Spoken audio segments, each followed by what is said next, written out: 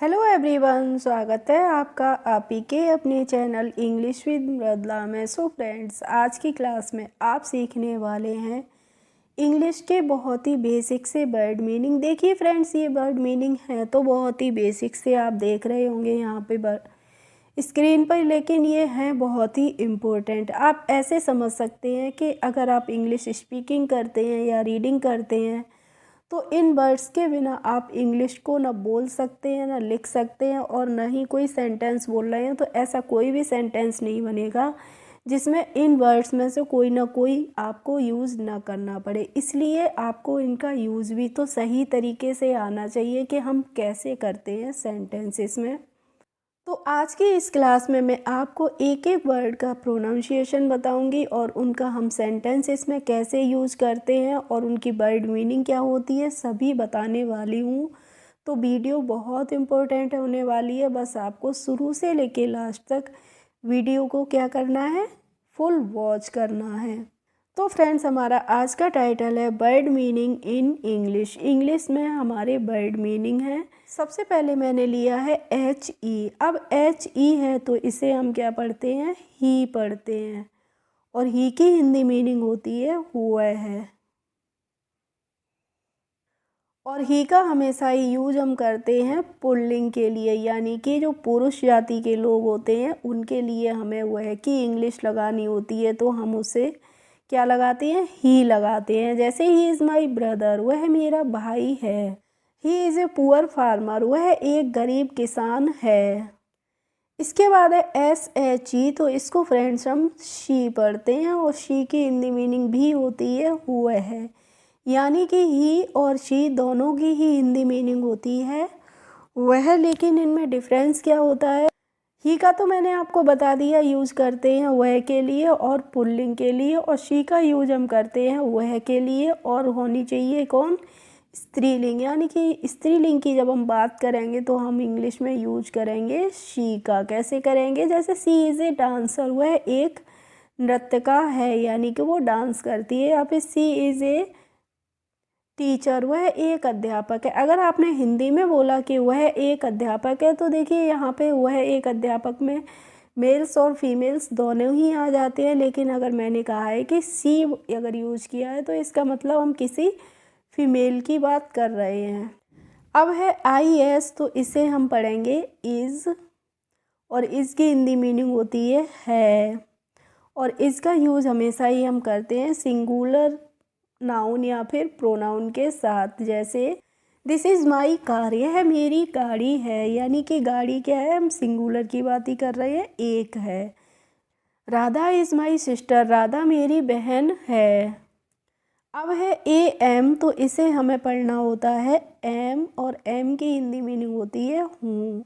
और आपको ध्यान रखना है एम का यूज हमेशा ही हम करते हैं किसके साथ, आई के साथ। आई के साथ जब हमें प्रेजेंट की वर्ब लगानी होती है, हेल्पिंग वर्ब लगानी होती है, तो हम वहाँ पे क्या यूज़ करते हैं, एम करते हैं। जैसे आई एम ए स्टूडेंट, मैं एक विद्यार्थी हूँ। I am not feeling well, मैं अच्छा महसूस नहीं कर रहा हूँ। अब है ARE, तो इसे हम RA नहीं आर पढ़ते हैं, और आर की हिंदी मीनिंग होती है हैं, यानी कि हम जब बहुवचन की बात करते हैं तो हम यूज़ करते हैं आर का, वो भी हम प्रेजेंट में करेंगे, ठीक है। जैसे मैंने कहा दे आर एक्टर्स, वे अभिनेता हैं, या फिर दे आर लीडर्स, वे नेता हैं। यानी कि इन दोनों ही सेंटेंसेस में नेता और अभिनेता की हम कैसे बात कर रहे हैं, बहुवचन के रूप में कर रहे हैं। इसके बाद है WAS, तो इसे हमें पढ़ना होता है वाज, और वाज की हिंदी मीनिंग होती है था। और वाज का यूज़ हम करते हैं हमेशा ही पास्ट के लिए। जब हम था हिंदी में लिख रहे हैं तो आप समझ जाइए कि ये पास्ट में हम जब यूज करेंगे तो हम सिंगुलर के लिए क्या करेंगे, वाज का करेंगे। जैसे शी वाज स्लीपिंग, वह सो रही थी।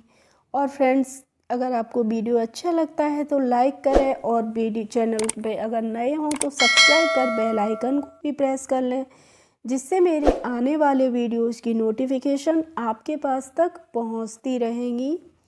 इसके बाद है WERE, तो इसे हम वर पढ़ते हैं और वर की हिंदी मीनिंग होती है थे। यानी कि जब हम पास्ट में बहुवचन की बात करेंगे तो हम करेंगे वर का यूज। जैसे दे वर प्लेइंग, वे खेल रहे थे, या फिर वी वर प्लेइंग, हम खेल रहे थे। अब है HAS, तो HAS को हम पढ़ते हैं हैज़, और हैज़ की हिंदी मीनिंग क्या होती है? रखना होती है। देखिए फ्रेंड्स, हैज़ की हिंदी मीनिंग रखना भी होती है, और जब हम as a helping verb use करते हैं हैज़ को, तो वहाँ पे हैज़ का मतलब होता है चुका है। जैसे अगर मैंने कहा कि ने कहा कि सी हैज़ ए कार, उसके पास एक कार है, तो हमने यहाँ पे यूज़ किया है हैज़ का रखना के सेंस में। अगर मैं कहती हूँ सी हैज़ डन हर वर्क, उसने अपना काम कर लिया है या वह अपना काम कर चुकी है, तो वहाँ पे हम एज ए हेल्पिंग वर्ब के रूप में यूज कर रहे हैं। तो वहाँ पे हम चुका है, चुकी है, या फिर चुके हैं के रूप में यूज करते हैं हैज़ का। अब है HAD, तो इसे हम हैड पढ़ते हैं, और हैड की हिंदी मीनिंग क्या होती है? रखना के सेंस में भी होती है जब हम पास्ट की बात करते हैं, और हैड का मतलब होता है चुके थे। जैसे यही सेंटेंस अगर मैं कह रही हूँ कि शी हैड ए कार, उसके पास एक कार थी। अगर मैंने कहा कि सी हैड ए कार, तो यह इसका मतलब हो जाएगा कि उसके पास एक कार थी। अब है HAVE, तो इसे हम पढ़ते हैं हैव, हैवे नहीं पढ़ते हैं, और हैव की भी हिंदी मीनिंग होती है रखना या फिर चुका है, और हैव का यूज हम करते हैं बहुवचन के रूप में।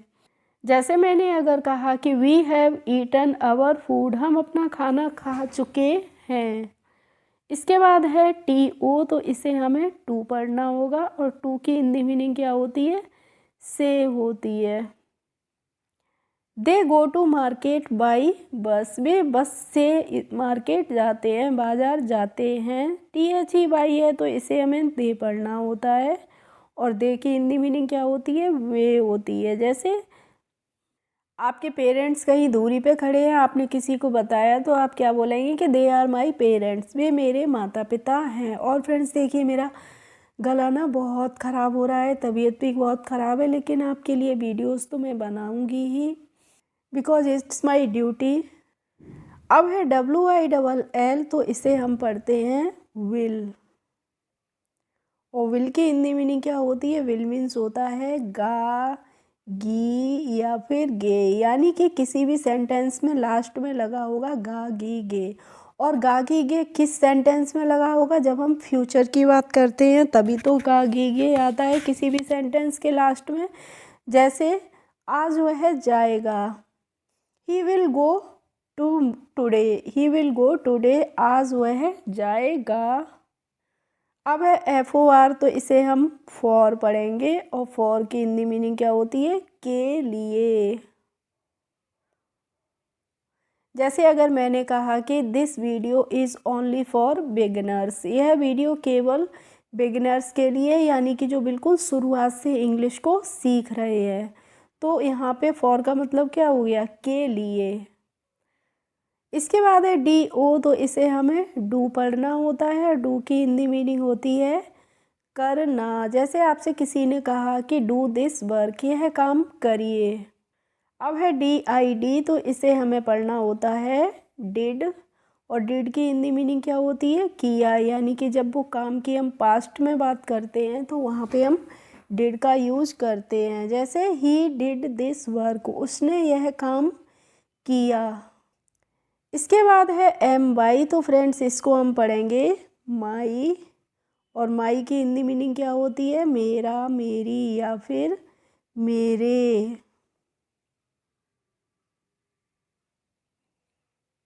जैसे मैंने कहा कि दिस इज़ माई स्कूल, यह मेरा स्कूल है। सी इज़ माई सिस्टर, वह मेरी बहन है। तो यहाँ पे देखिए, मेरा और मेरी के रूप में मैंने आपको दो सेंटेंसेस अलग अलग बता दिए हैं। अब है ME, तो इसे हमें मी पढ़ना होता है, और मी की हिंदी मीनिंग क्या होती है? मुझे होती है। और मी का यूज हमेशा ही हम करते हैं एज एन ऑब्जेक्ट। जैसे शी बीट्स मी, वह मुझे पीटती है, या सी लव्स मी, वह मुझे प्यार करती है। अब है WE, तो इसे हम वी पढ़ेंगे और वी की हिंदी मीनिंग क्या होती है, हम होती है। जैसे वी आर स्टूडेंट्स, हम विद्यार्थी हैं, या वी आर टीचर्स, हम अध्यापक हैं। इसके बाद है US, तो इसे हमें उस नहीं पढ़ना होता है, अस पढ़ना होता है, और अस की हिंदी मीनिंग होती है हमें। जैसे मैंने कहा दे लव्स अस, वे हमें प्यार करते हैं। अब है YES, तो इसे हम पढ़ते हैं यश, और यस की हिंदी मीनिंग होती है हाँ। जब भी हमें किसी को हाँ में उत्तर देना होता है तो हम कह देते हैं यस।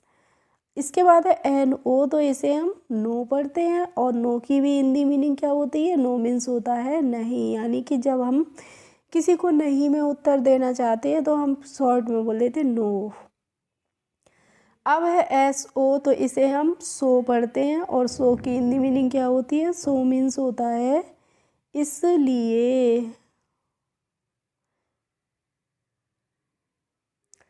नेक्स्ट है हमारा वर्ड AS, तो फ्रेंड्स इसको हम पढ़ते हैं एज, और एज की हिंदी मीनिंग होती है जैसा। जैसे आपने किसी से कहा एज यू लाइक, जैसा आपको पसंद हो। इसके बाद है THOSE, तो इसे हम दोज पढ़ते हैं, और दोज की हिंदी मीनिंग क्या होती है, वो। जैसे आपने बताया किसी को कि दोज आर माई फील्ड्स, वो मेरे खेत हैं। इसके बाद है THESE, तो इसे हम दीज पढ़ते हैं, और दीज की हिंदी मीनिंग क्या होती है, ये। अब पहले तो आप दोज और दीज में ये डिफरेंस समझ लीजिए कि जो दीज होता है इसका यूज़ हम करते हैं जब हमारे पास में कोई चीज़ होती है, और जब थोड़ी दूरी पे होती है तो वहाँ पे हम दोज का यूज़ करते हैं, और वो भी करते हैं हम बहुवचन के रूप में। जैसे मैंने अभी आपको एग्जांपल दिया, these are my, those are my fields, वो मेरे खेत हैं, यानी कि आप किसी को बता रहे हैं कि वो खेत थोड़ी दूरी पे हैं, तो आप इशारा करके बता रहे हैं कि वो मेरे खेत हैं। अगर वही खेत आपके पास में ही है, आप खेतों के ही पास में खड़े हैं, तो आप क्या बोलेंगे, दीज आर माई फील्ड्स, ये मेरे खेत हैं। अब है THIS, तो इसको हम दिस पढ़ते हैं, और दिस की हिंदी मीनिंग क्या होती है, यह है। इसके और दिस का यूज हम करते हैं हमेशा ही एक वचन के रूप में। जैसे और जो चीज़ हमारे पास में होती है तो हम दिस का यूज़ करेंगे। जैसे दिस इज़ ए कैट, यह एक बिल्ली है, यानी कि वो बिल्ली हमारे पास में है। इसके बाद है THUS, तो इसे हम पढ़ेंगे दस, और दस की हिंदी मीनिंग होती है इसलिए।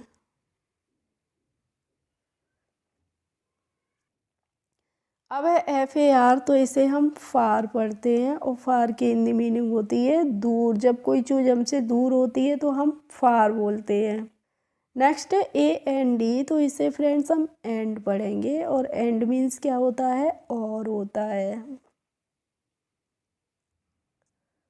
एंड नेक्स्ट एंड लास्ट है हमारा वर्ड CAN, तो इसे हमें कान नहीं कैन पढ़ना होता है, और कैन की हिंदी मीनिंग क्या होती है, सकना। जैसे अगर मैंने कहा कि आई कैन सिंग, मैं गा सकती हूँ, तो यहाँ पे मैंने सकना के रूप में किसका यूज़ किया है, कैन का किया है। ओके फ्रेंड्स, आई होप आज की क्लास आपको अच्छी लगी होगी। अगर अच्छी लगी हो तो प्लीज़ एक लाइक कर दीजिए, और मेरे चैनल पर यदि नए हों तो सब्सक्राइब कर लीजिए। Thanks for watching my video. We will meet in the next video. Bye bye.